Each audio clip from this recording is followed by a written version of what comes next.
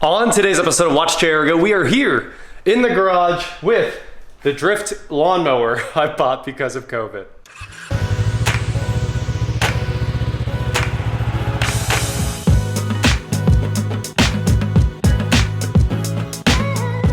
What is going on, guys? I am Watch Jericho, and a few of you know that I was really sick about 8 days ago or something like that. And at first I thought it was a cold or the flu or something like that. It was just like a fever.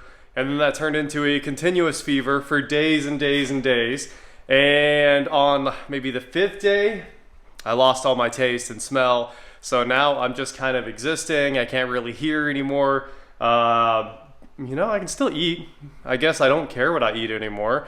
But now I have like way less appetite and I'm just kind of surviving here at home, and I haven't left in quite a while. Luckily, there's lots of videos on the laptop that I never edited, so we'll probably release a few more of those while I'm recovering.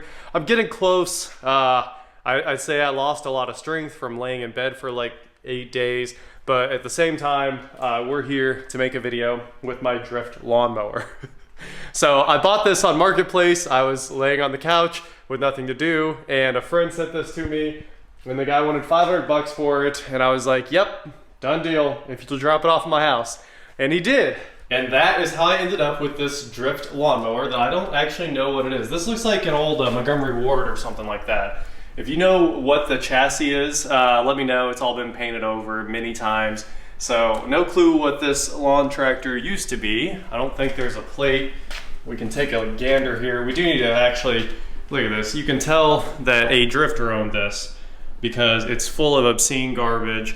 How stupid are you to have a steering wheel like that? Anyway, let me grab a permanent marker and I'm gonna scribble over the whole steering wheel real quick.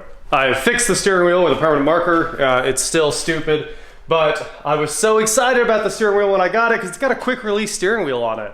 And that's like $149 right there. And of course, it was ruined. Anyway, now we have a family-friendly Drift lawnmower. And I'm still looking for a manufacturer plate, anything like that. Usually it'd be under the seat, but like the seat's not normal. I think that's maybe where the plate was, where the paint's all messed up. Plate not found. Well, here's the chain for this thing. It's all apart. All the welds on this thing are basically just bubble gum. It's really, really bad. And the gears, I noticed when the old owner was unloading it, are completely different. Huh. So this is one of the idlers. There's no wonder that doesn't work. There's not enough spring tension to do anything there. And they're different sizes. Like this is bicycle chain, and that's like a 520 chain down there, like a good motorcycle chain, or at least close to it.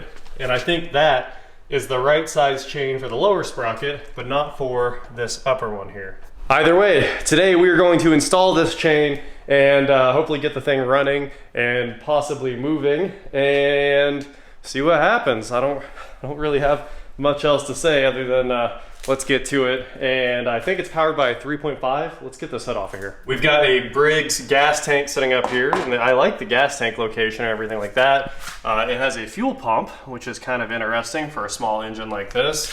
What's this? Is that supposed to be the choke? So here's the gas pedal.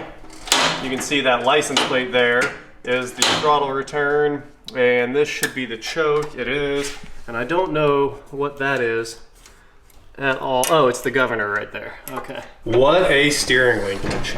I guess we do have basically full lock. It's kind of like a real drift car. Got that angle kit in there. Let's see if there's fuel in it. And there it is. That's a good starting point there. You can also see the engine drive sprocket is the wrong size as well. It's the same size as that upper sprocket and not even close to what the chain itself is, which is probably why the chain's not on this thing. Also, it slings grease everywhere. All right, let's try to get it started.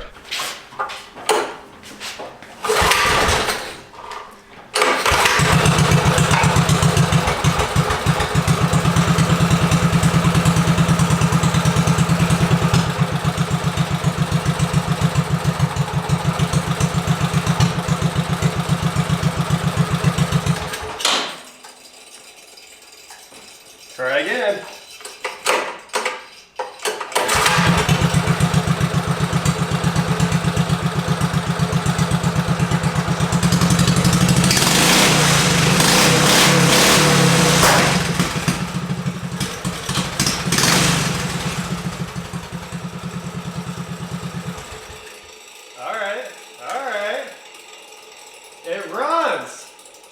So when the guy dropped it off to me yesterday, he said it hadn't run in forever and he couldn't get it started. But now it runs! I love that it's straight piped and has pop-pops. Can't be upset about that. Now this is a master link chain and he gave me a new master link. And I should have the tools here, even for a non-master link chain, so we're gonna get this figured out. That's my hope, at least. Hopefully the chain's the right length, because we do not have tools here to cut it, that's for sure. And then I guess after that, we'll try to chase down springs that have proper tension for a chain this heavy.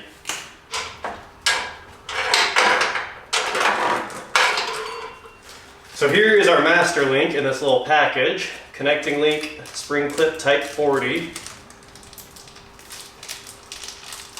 The old owner said this chain was like brand new, but it's nothing special. It's not an O-ring chain or anything good.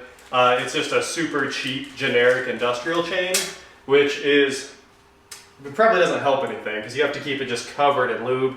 And if it was an X-ring chain, even though it would be hard to get in this length, it probably would keep this thing clean and running better at least. I just noticed that that lower idler on here isn't even close to straight. All right, I wanted to bring you guys in here and show you up close before I finish up the master link. There you can see the chain is hitting all the sprockets. This is the one, that lower one with all the weird welding. The bolt that's holding that sprocket on isn't even straight. So that's kind of unfortunate. And honestly, those should probably be like Delrin idlers or something like that instead of sprockets. I get that it locates it in another dimension, but it could totally be a nylon idler and it'd be quieter and probably better all the way around. You can see my master link sticking out, those two pins right there. Let the camera focus.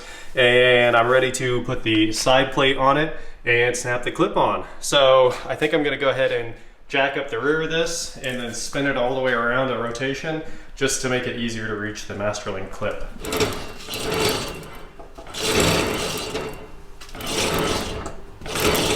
There it went, right there. I'm gonna go ahead and assume that we all do master links the same way, the most dangerous way possible, and almost get just wildly hurt every single time we do this. I know I do. So there's the end plate, here's the clip, and I'll probably end up poking the screwdriver through my hand, as everyone does. So, there we got it all set up. And here's our screwdriver.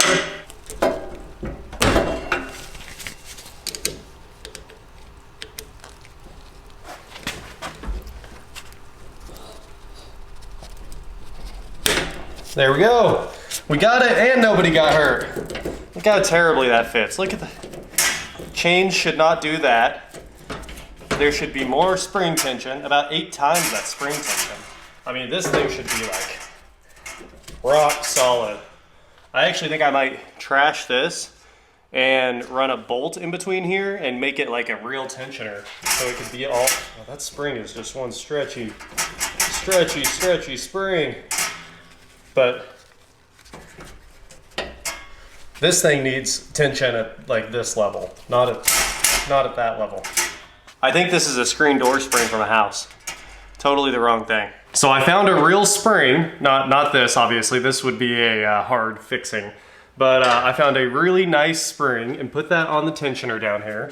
And what I'm gonna do now is run this through the chassis, hook it up to that spring, and that should let us tighten this tensioner down and put a ton of positive tension on the chain, which should keep it wrapped around all the sprockets and this thing running and on the road. So the screen door spring will go in the trash. Now we got this all the way open and there happens to be a slot in the chassis and I need to make sure I put this in here right, but I think I got it. All right, we now have adjustable tension with our hose clamp. You can screw it in and out to set how tight you need that spring to be, which is looking really good now. Look at that. No more terrible spring. That other spring was doing absolutely nothing. I think this might keep the chain on. So that was the problem the old owner told me he was having with it, and that's why it was parked, is because it would just throw the chain every time we would ride it. So I think we've got it sort of fixed. And it cost $0. That was just junk that was laying around here. So let's, I think we go try it out. Now, the problem is Kansas is completely covered in snow. so it's gonna be pretty pointless, but we'll go ahead and air up the tires so that the drift sleeves don't fall off and take it for a quick zip around the neighborhood. I doubt this works very well in the snow. It's worth a shot though. I should show you guys the rear end of this thing because I know people are gonna wonder. It looks like the fuel tank used to sit back here, which would have been nice to keep back there because the more weight over the rear, the easier it is to swing around. But it has these super crazy mountable bearings that can actually be rotated, it appears. And those are attached to the straight rear axle that's back here. So it's always locked up. That way you can drift, because you need them both to slide at the same time. So we have a solid axle, a spool, if you will, chain driven through a whole bunch of nonsense, and we're about to find out if this works at all. It'll probably throw the chain as soon as we get out there, but it'll be worth it. Okay, I realize this is a terrible idea because it's like 8 degrees outside and everything's covered in snow, but I have on 2 hoodies and a beanie and, you know, windproof with insulated gloves and all that good stuff. So we're gonna go for it. We're gonna try this out. Hopefully I don't freeze to death because after the whole COVID thing, I can't actually regulate my own body temperature anymore. Like, my house is at like 76 degrees, but I'll be inside just absolutely shaking. So I think I'll still be fine. I'm getting better. So we're gonna go ahead and send this. Let's see if we can drift in the snow. This is my headlight for the mower. That's all we've got for now. I have lights we could put on here, but there's no power, there's no electrical system. So without a 12-volt source on board, we're going with batteries.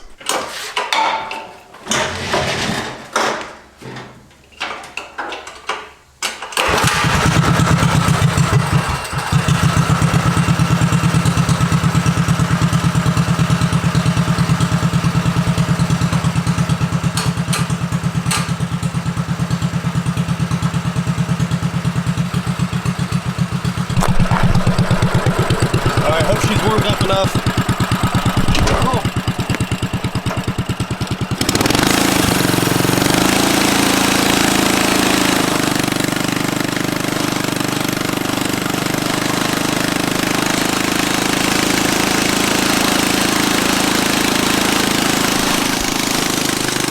We're doing it! Oh.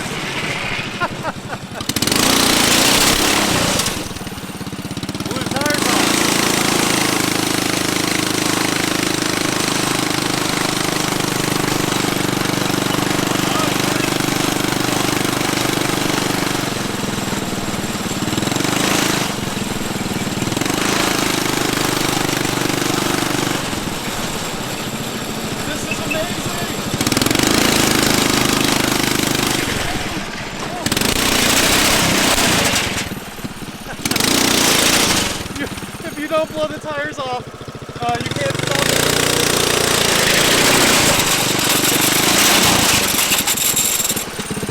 Oh, awesome.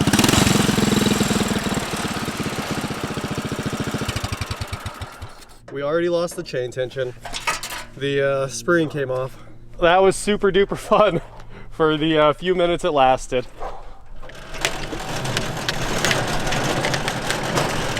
At least it's easy to push.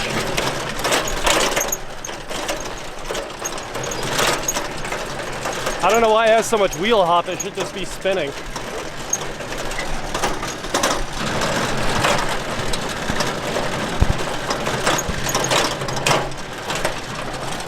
Okay, I guess we need to weld some kind of tab onto this thing with a hole that has positive retention for the tension spring there.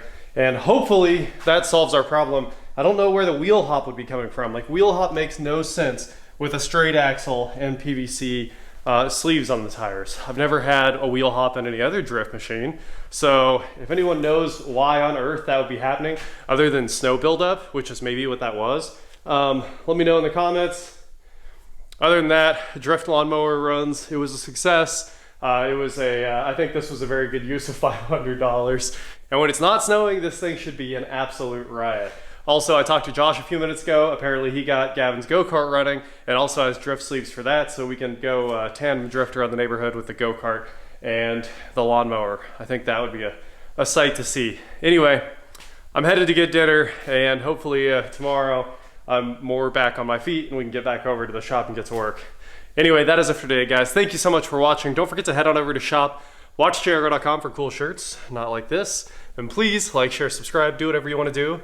And I will talk to you next time. At least the engine runs well. That's a huge plus. And I felt a little bad about it being straight piped. I know it's only like 6 p.m. here, but at the same time, still kind of annoying that it's crazy loud. I ended up with a lot of time to lay in bed and watch Netflix. So I did finish the new season of Cobra Kai, which was good. As everyone knows, Cobra Kai has been like really solid for Netflix the whole time.